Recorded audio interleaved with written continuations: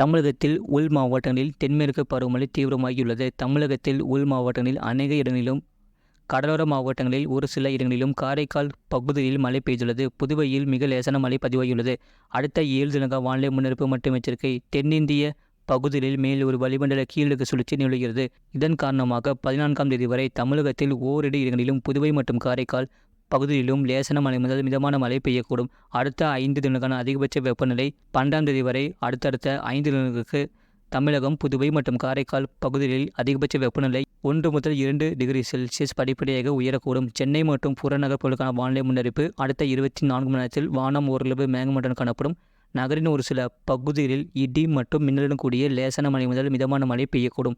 அதிகபட்ச வெப்பநிலை 35 முதல் 36 டிகிரி செல்சியஸ் ஒட்டியும், குறைந்தபட்ச வெப்பநிலை 25 முதல் 26 டிகிரி செல்சியஸ் ஒட்டியும் இருக்கக்கூடும்.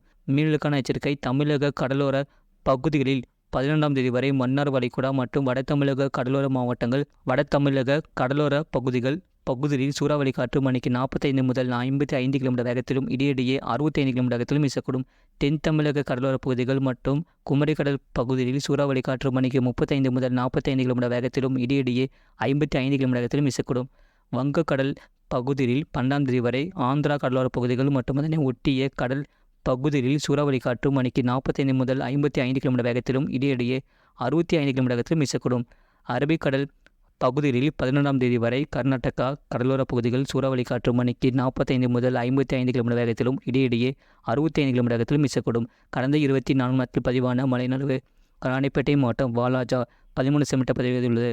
ராணிப்பேட்டை மாவட்டம் அம்மூர் 8 சென்டிமீட்டர் பதிவாகியுள்ளது. ராணிப்பேட்டை மாவட்டம் அரக்கோணம், திருவள்ளூர் மாவட்டம் திருத்தணி, ராணிப்பேட்டை மாவட்டம் ஆற்காடு, மதுரை மாவட்டம் இடையப்பட்டி, கன்னியாகுமரி மாவட்டம் பேச்சிப்பாறை 5 சென்டிமீட்டர் பதிவாகியுள்ளது. கன்னியாகுமரி மாவட்டம் கீழ்ப்பாடி தலா 5 சென்டிமீட்டர் பதிவாகியுள்ளது.